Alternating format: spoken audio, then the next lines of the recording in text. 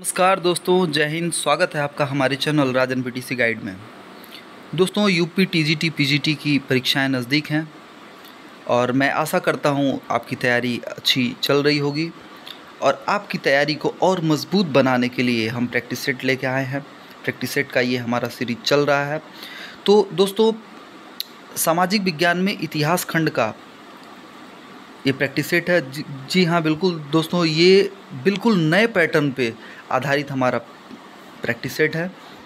तो चलिए practice set solve करते हैं। पहला प्रश्न है हमारा, तीस किसका समकालीन था? इसका करेक्ट आंसर हो जाएगा ऑप्शन नंबर बी, राजा अशोक का। दोस्तों, जो ये सम्राट तीस था, यह लंका के शासक थे और यह अशोक का समकालीन था। इन्हीं के दरबार में अशोक अपने पुत्र महेंद्र और अपनी पुत्री संघमित्रा को बौद्ध धर्म की प्रचार प्रसार के लिए भेजते हैं। ऐसा कहा गया है कि जो तीस होता है वो बौद्ध धर्म को स्वीकार कर लेता है। नेक्स्ट, मैक्स मूलर नामक विद्वान किसके लिए प्रसिद्ध हैं? तो दोस्तों, आप जानते होंगे कि मैक्स मूलर महोदय वेदों के अध्ययन में बहुत ज़्यादा रुचि रखते थे। इसका करेक्ट आंसर हो जाएगा वेदों का अध्ययन। फ्रेडरिक मैक्स मूलर एक जर्मन भाषाविद व शिक्षाविद थे। ये वेदों के अध्ययन में बहुत ज़्यादा रुचि रखते थे। ये उस समय ब्रिटिश ईस्ट इंडिया कंपनी के एक कर्मचारी थे अपने वहाँ भारत में। तो उस समय ये वेदों के अध्ययन में बहुत ज़्यादा रुचि रखते थे। इसका करेक्ट आंसर हो जाएगा ऑप्शन नंबर ए। नेक्स्ट, विषय का संबंध किससे है? इसका करेक्ट आंसर हो जाएगा विषय का संबंध किससे है? इसका करेक्ट आंसर हो जाएगा ऑप्शन नंबर सी, प्रशासनिक विभाजन। दोस्तों, गुप्त साम्राज्य जो था उसकी जो प्रशासनिक ढांचा था वो कुछ इस प्रकार था। जो सबसे छोटी होती थी उसको पेठ कहा जाता था। पेठ। इससे ऊपर जो होता था उसको ग्राम कहा जाता था। इससे जो ऊपर होती थी उसको विधि कहा जाता था। इससे जो ऊपर होता था उसको विषय कहा जाता था। और इसी के बारे में पूछ रहा है। और इससे जो ऊपर होता था उसको हम लोग भुक्ति कहते थे। क्या कहते थे? भुक्ति कहते थे। और जो सबसे बड़ा होता था वो देश होता था। तो जो देख सकते हैं आप, पेट यानी कि आप एक तरह से कह सकते हैं एक समुदाय, एक परिवार, एक दो चार परिवारों को मिला के जो समुदाय बनता था उसको कह सकते हैं। ग्राम समझ रहे हैं। विधि यानी कि तहसील, विषय यानी कि जिला, भुक्ति यानी कि प्रदेश। तो जो भुक्ति का हेड होता था, भुक्ति का जो हेड होता था, जो प्रांतों का हेड होता था, उसको ऊपरिक कहा जाता। क्या कहा जाता था? ऊपरिक कहा जाता था। इसी प्रकार जो विषय का हेड होता था, यानी कि जो जिले का हेड होता था, उसको विषयपति कहा जाता था या कुमरा मात्य कहा जाता था। विषयपति कहा जाता था। क्या कहा जाता था? विषयपति। और जो विधि यानी कि तहसील समझ सकते हैं। जो ग्राम का हेड होता था उसको महत्तर कहा जाता था। इसको क्या कहा जाता था? महत्तर कहा जाता था। इसका करेक्ट आंसर जो हो जाएगा वो प्रशासनिक विभाजन। तो गुप्तों का ये प्रशासनिक ढांचा था। इस प्रकार का उनका प्रशासनिक विभाजन था। नेक्स्ट, होयसल कहाँ राज्य करते थे? इसका करेक्ट आंसर हो जाएगा आधुनिक कर्नाटक में। इसका करेक्ट आंसर हो जाएगा आधुनिक कर्नाटक में। दोस्तों, होयसल दक्षिण भारत का राजवंश था जिसका जो टाइम पीरियड है वो 10वीं शताब्दी से लेके 14वीं शताब्दी तक। और अगर वर्तमान दृष्टि से देखें तो कर्नाटक, तमिलनाडु के कावेरी नदी के क्षेत्र पर इनका शासन था। इनकी जो राजधानी थी वो हेलेविड थी, जिसे समुद्र का द्वार कहा जाता है। इनकी जो होयसलों की जो राजधानी थी उसको हलेविड कहा जाता था। क्या कहा जाता था? हलेविड कहा जाता था। जिसकी जिसको द्वार समुद्र भी कहा जाता था। हलेविड को द्वार समुद्र कहा जाता था। नेक्स्ट, कनिष्क के संबंध में कुछ कथन दिया हुआ है, इसमें से बताना है। कनिष्क एक बौद्ध सभा बुलाई, बिल्कुल करेक्ट है। कनिष्क के समय में चतुर्थ बौद्ध संहिता होता है। एक संवत की स्थापना की, ये भी बिल्कुल सही है। 78 ईस्वी में इन्होंने कनिष्क ने एक शक संवत चलाया था। कौन सा संवत? शक संवत चलाया था। एक चीनी राजा से युद्ध किया था, ये भी सही है। यानी कि 1 2 3, यानी कि ऑप्शन नंबर डी, उपरोक्त सभी सही है। इसका करेक्ट आंसर हो जाएगा ऑप्शन नंबर डी। नेक्स्ट, निम्नलिखित में से कौन पुरातत्वविद हड़प्पा और मोहनजोदड़ो के उत्खनन से संबंधित हैं? देख लेते हैं हम लोग। दयाराम सानी जानते होंगे, आर.डी. बनर्जी इनको भी जानते होंगे, M.S. वत्स इनको भी जानते होंगे, H.D. संकालिया इनको भी जानते होंगे। तो दोस्तों ये जो H.D. संकालिया साहब थे, ये ताम्र पाषाणिक संस्कृति से संबंधित थे। ताम्र पाषाणिक संस्कृति, इस समय जो ताम्र पाषाणिक संस्कृति के समय की बात कर रहे हैं, इस समय जो मालवा में जो जगह थी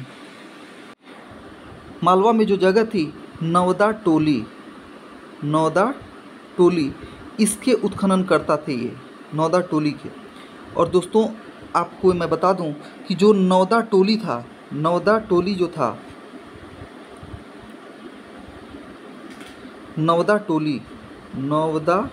टोली यह सबसे बड़ा ग्रामीण क्षेत्र था, सबसे बड़ा ग्राम क्षेत्र था ताम्र पाषाणी संस्कृति की। और जो इसके उत्खनन करता थे वो H.D. संकालिया साहब थे। नेक्स्ट, संस्कारों का वर्णन निम्नलिखित में से किस मूल पाठ में है? इसका करेक्ट आंसर हो जाएगा गृहसूत्र में इसका वर्णन है। करेक्ट आंसर हो जाएगा ऑप्शन नंबर सी। गृहसूत्र में 16 संस्कारों का वर्णन मिलता है। अब ये 16 संस्कार क्या होते हैं आप जानते होंगे।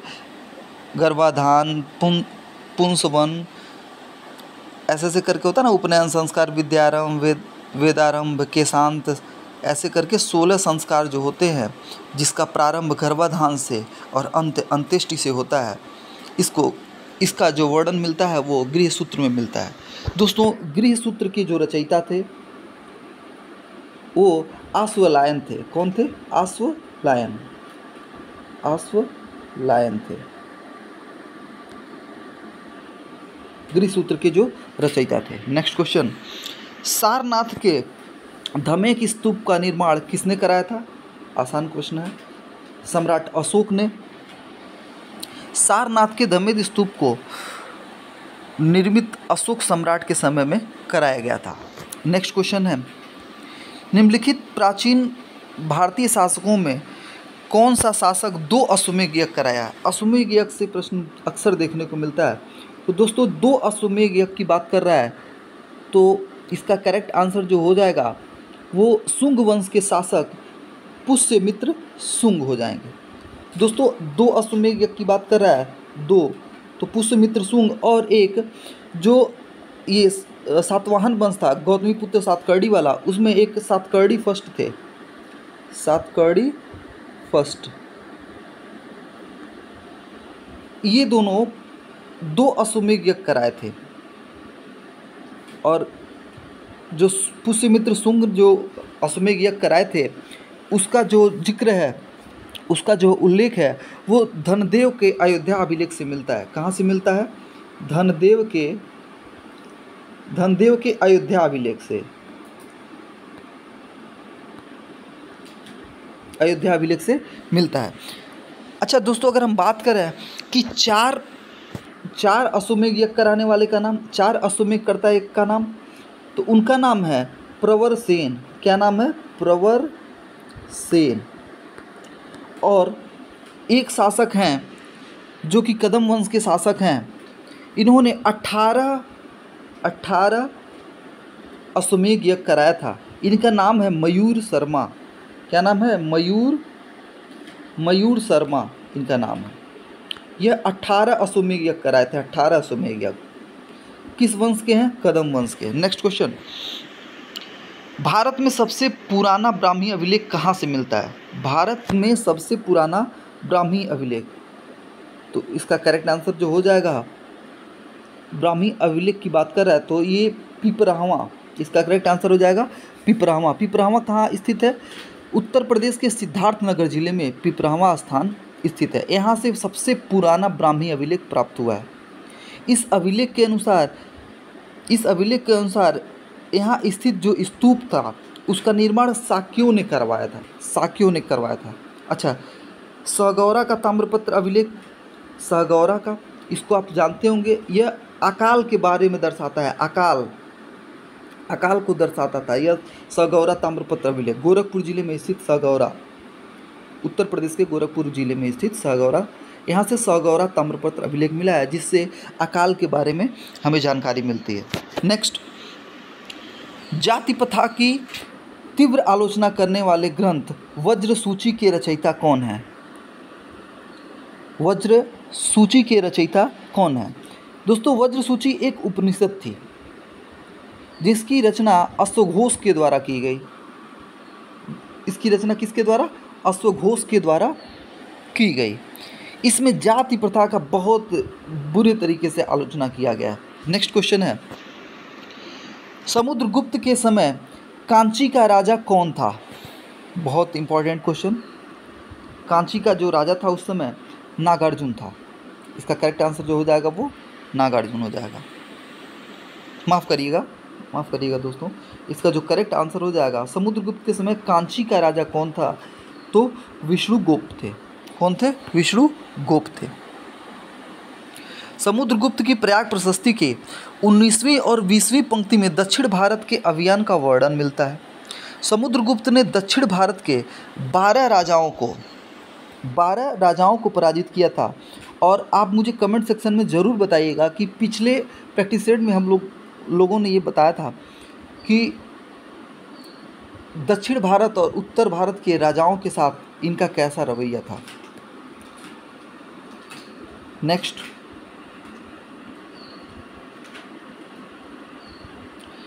क्वेश्चन है, निम्नलिखित में से कौन सा स्थान योद्धाओं के टकसाल केंद्र था? योद्धाओं का टकसाल केंद्र था। अच्छा, कौन सा स्थान योद्धाओं के टकसाल केंद्र था? इसका करेक्ट आंसर जो हो जाएगा वो हो जाएगा ऑप्शन नंबर बी, रोहतक। अच्छा, रोहतक कहाँ है? तो जो रोहतक है वो हरियाणा जिले में रोहतक नाम का जो ज़िला है वहाँ पे स्थित है। यहाँ से योद्धाओं के टकसाल के बारे में हमको जानकारी मिली है।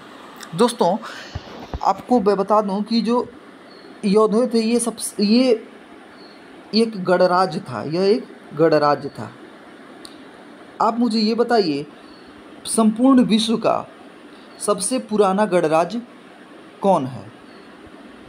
जी बिल्कुल, आपका करेक्ट आंसर है वैशाली। क्या है? वैशाली सबसे पुराना गणराज्य का एक उत्कृष्ट उदाहरण है। प्रकाशित ऋग्वेद संहिता की शाखा है। पिछले भागों में हम लोगों ने इसको बताया था, मैं आपको बताया था, मुझे बहुत अच्छे से याद है। वर्तमान समय में जो ऋग्वेद संहिता है, इसकी हम लोग साकाल शाखा का अध्ययन करते हैं। दोस्तों, ऋग्वेद में कुल 1017 सूक्त तथा 11 अपशिष्ट यानी कि कुल मिला जुला के हो जाता है 1028 सूक्त हैं। और इसमें कुल 10 मंडल हैं। कितने मंडल हैं? 10 मंडल हैं।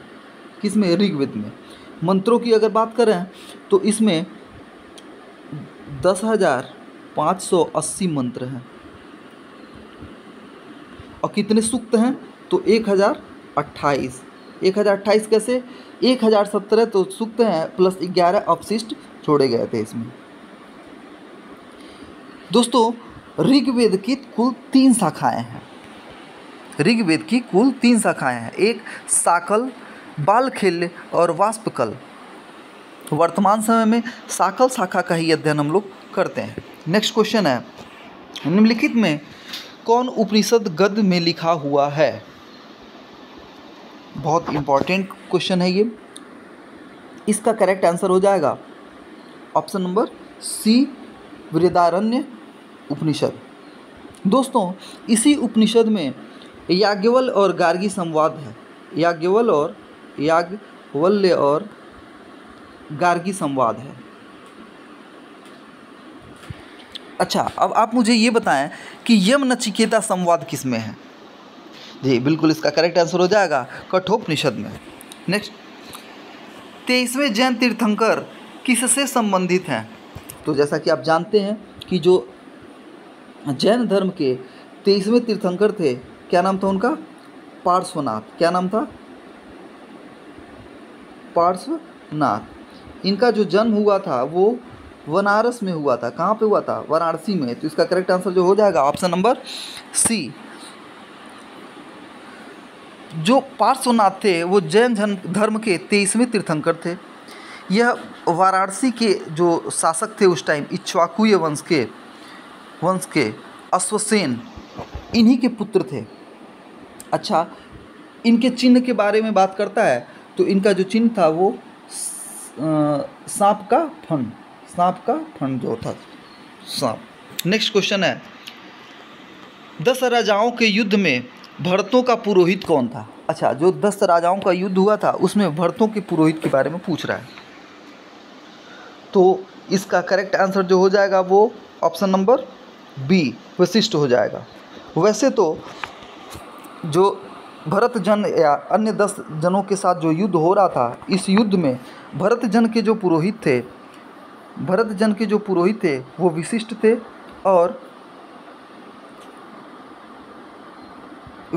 थे और जो 10 जनों के नेतृत्व करता थे वो विश्वामित्र थे। तो इस क्वेश्चन में हमसे ये पूछ रहा है कि 10 जनों में भरत के, तो इसका करेक्ट आंसर हो जाएगा ऑप्शन नंबर बी। अच्छा, ये युद्ध हुआ कहाँ पे था? तो यह युद्ध परुशड़ी नदी यानी कि ये किसका प्राचीन नाम है? रावी नदी का परुशड़ी नदी के तट पे लड़ा गया था।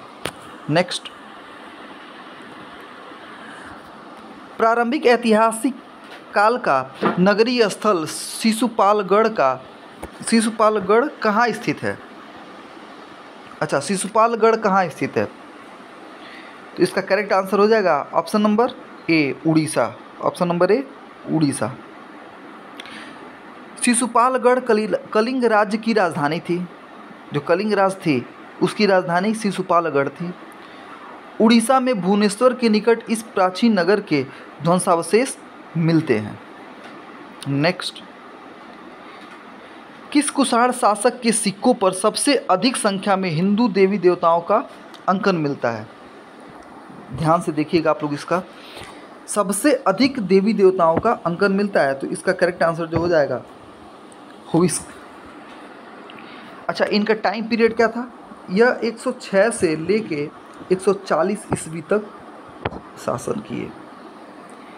इनका जो झुकाव था वो ब्राह्मण धर्म की ओर था। इनके सिक्कों पे सर्वाधिक हिंदू देवी देवताओं का चित्र अंकन किया गया है। यह शिव तथा वैष्णु दोनों के उपासक थे। नेक्स्ट, शूलगव यज्ञ किसके लिए किया जाता था? इसका करेक्ट आंसर हो जाएगा ऑप्शन नंबर सी, रुद्र के लिए किया जाता था। शूल यज्ञ रुद्र के लिए किया जाता था। रुद्र का वर्णन ऋग्वेद के 3 सूक्तों में मिलता है। इन्हें शिव का आरंभिक रूप माना जाता है। नेक्स्ट क्वेश्चन, मध्य पाषाणिक संस्कृत के संदर्भ में वन धान्य यानी कि जंगली धान्य का प्रमाण कहाँ से मिलता है? तो इसका मध्य पाषाणिक की बात कर रहा है, मध्य पाषाणिक संस्कृत की बात कर रहा है। तो उसका करेक्ट आंसर हो जाएगा चोपनी मांडो। इसका करेक्ट आंसर हो जाएगा चोपनी मांडो। पूर्णतः संगमरमर मंडित प्रथम मुगल इमारत थी। तो इसका करेक्ट आंसर, वैसे तो आप लोग का ध्यान आ रहा होगा ताजमहल पे, लेकिन इसका करेक्ट आंसर जो होगा एतमादुद्दौला का मकबरा, यह भी स्थित है आगरा में। आगरा में स्थित ये भी है।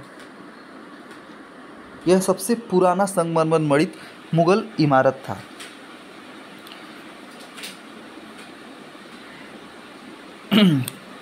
एतमुद्दौला जो थे इनको उपाधि मिली हुई थी। एतमुद्दौला को उपाधि मिली हुई थी। वैसे ये नूरजहाँ के पिता मिर्जा गियास बेग की स्मृति में बनवाया गया था। नेक्स्ट दोस्तों, इसमें हम लोग यहीं तक रखते हैं और नेक्स्ट पार्ट में हम लोग आगे कंटिन्यू करते हैं। दोस्तों, अगर कोई भी त्रुटि होगी तो उसके लिए हम क्षमा प्रार्थी हैं। दोस्तों, वैसे अपने तरफ से मैंने पूर्ण रूप से ऑथेंटिक जानकारी आपको देने की कोशिश की है, और अगर कहीं त्रुटि होती है तो उसको मैं कमेंट बॉक्स में पिन ज़रूर कर दूंगा। दोस्तों, कैसा लगा आपको मेरे साथ प्रैक्टिस सेट सॉल्व करके, कमेंट सेक्शन में मुझे ज़रूर बताइएगा। राजन बीटीसी गाइड आपके लिए हमेशा तत्पर है। Thank you so much.